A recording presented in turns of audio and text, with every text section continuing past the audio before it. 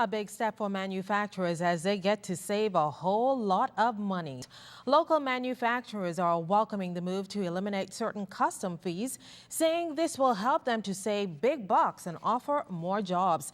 This comes by way of amendments to the Industries Encouragement Act, which, according to the Financial Services Minister, reverses a failed economic strategy and what he calls a bad decision by the former administration. Janae Noel Ferguson tells us that this step also paves the way for industrial development across the country. Andrew Rogers runs Nassau Glass and Bahamas Aluminum and is just one of the estimated 150 manufacturers in the country that stand to benefit from amendments to the Industries Encouragement Act. Rogers says the decision by the former administration to impose customs duties on their imports and 10% on raw material and equipment bruised businesses. This is a very big step for us. We tried to explain to the former administration what this 10% meant, this 5-year moratorium, which affected myself and many other Bahamian industries that have been around for a long time.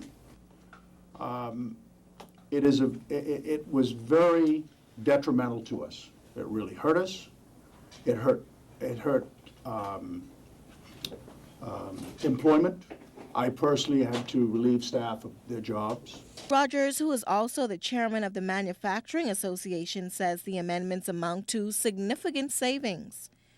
So in every $1 million, I had to pay $50,000 in taxes that's now going to remain in the company.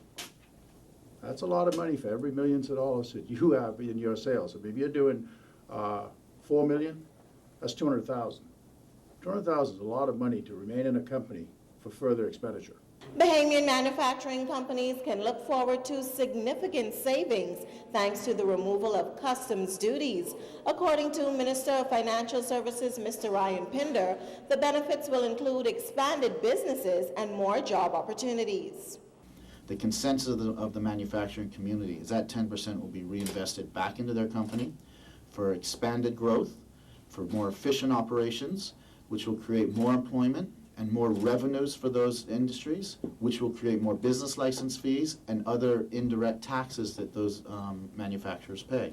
So the philosophy is that we believe that with those necessary incentives for growth of business, that the revenues of the government may actually grow and likely will grow as companies grow. Customs Controller Charles Turner says the duty manufacturers used to pay was a sizable amount of the incoming revenue. He now advises where persons would be able to clear their items.